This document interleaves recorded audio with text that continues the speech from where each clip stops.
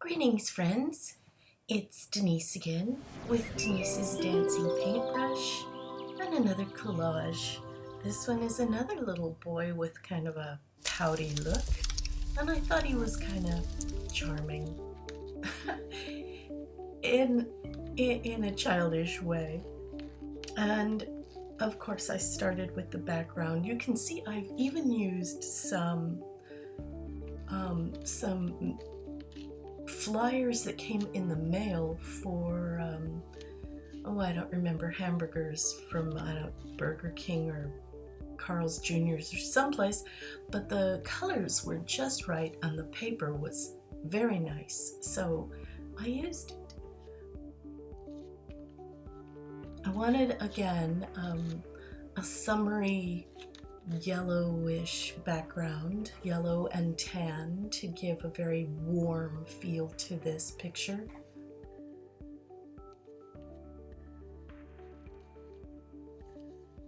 So I've got all my cream colors, tan and yellow, golden yellow, not, orange yellow.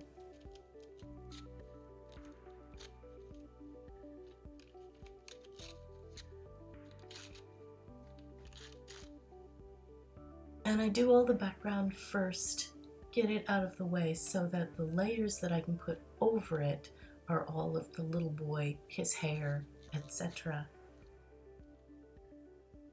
Unlike the last little boy I did, this one doesn't have hair sticking straight up, but he does have hair that's, kind of fringing out the edges.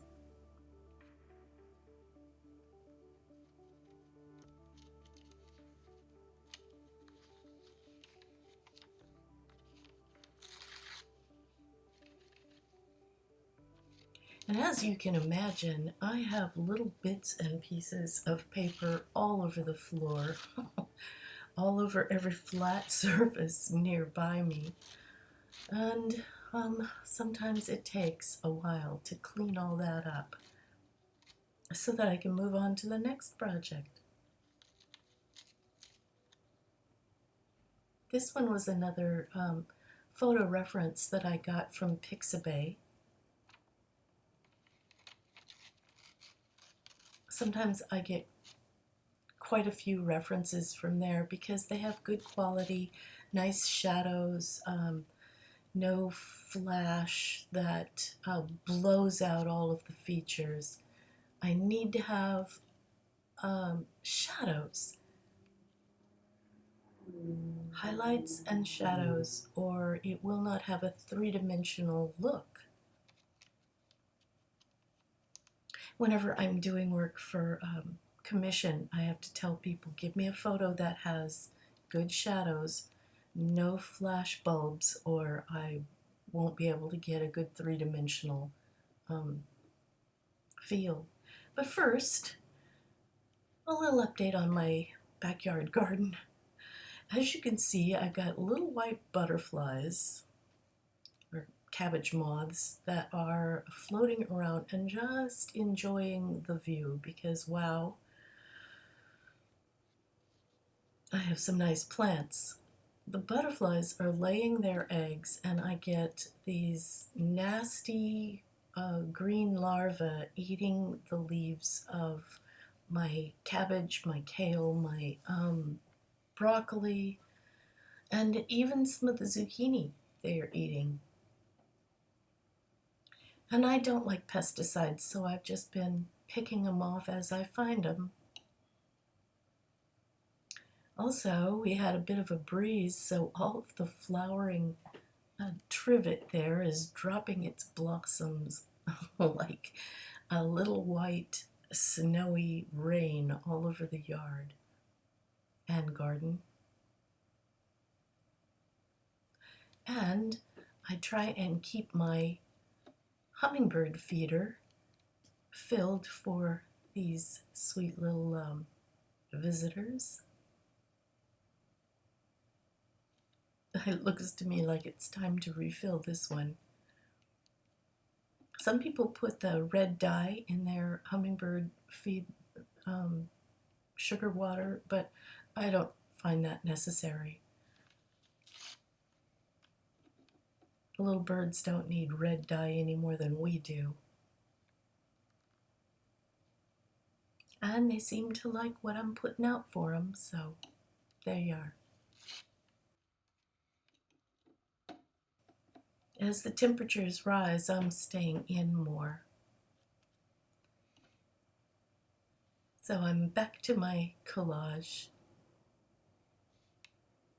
I started with the highlights this time. Sometimes I start with the shadows on the face and then work towards the highlights, but this time I had some nice light tan that I was going with first. It looks almost pure white, but it isn't.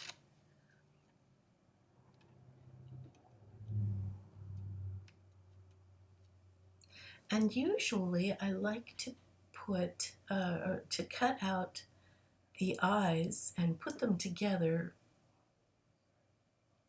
first thing. But on this guy, I don't know, I just felt like I wanted to do it a little different and do the eyes as I was going along.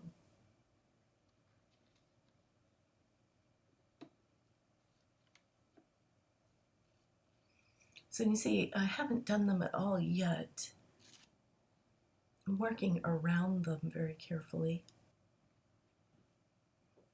And as you can see there, I have put the gray for the whites of the eyes, and I cut the little black circles for the iris and just put a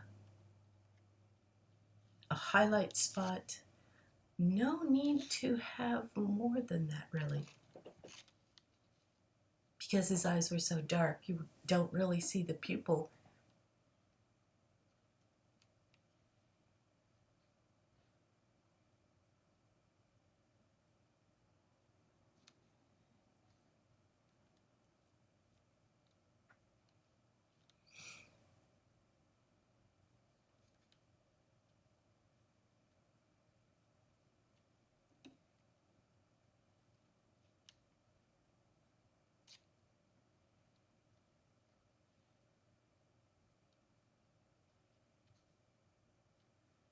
And time to start the hair. As you can see, I've got to search sometimes through calendars and magazines and papers that are sitting close by me just to find the right colors.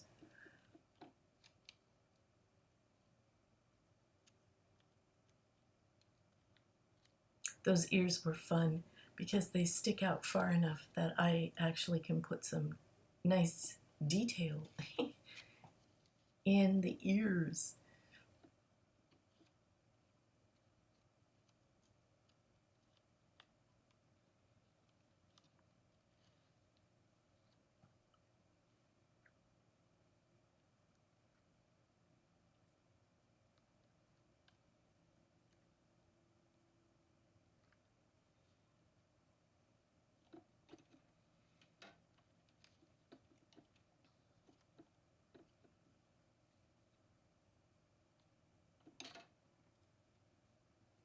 And now for his red shirt.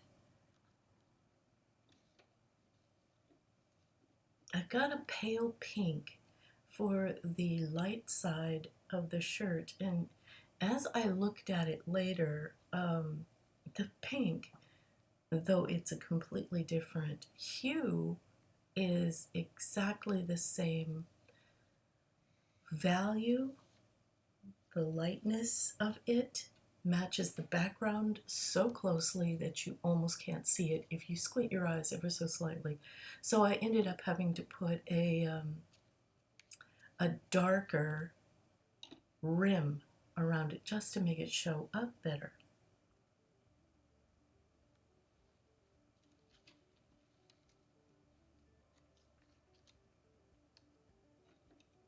Just like that. Sometimes that happens where you just have to compensate for the background.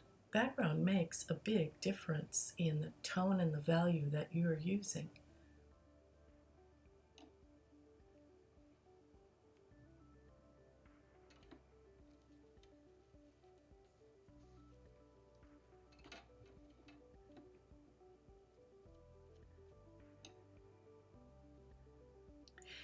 And you can see I've got pictures all throughout the background. I've got a medallion. I've got some people painting. I think I've got a bird in there somewhere. You end up hiding things in the picture so well that even I can't tell what they are. And a few words. And there it is, all done. Ta-da!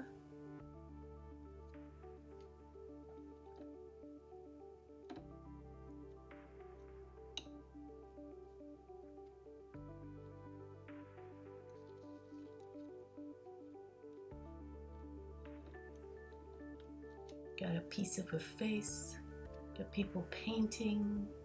Oh, I've got a farmhouse there. Well, thanks so much for watching all the way to the end. I always appreciate everyone who comments and who watches my videos. It means a lot to me. So I just hope you all have a wonderful week and give me a thumbs up if you liked this. See you next time. Bye, everyone.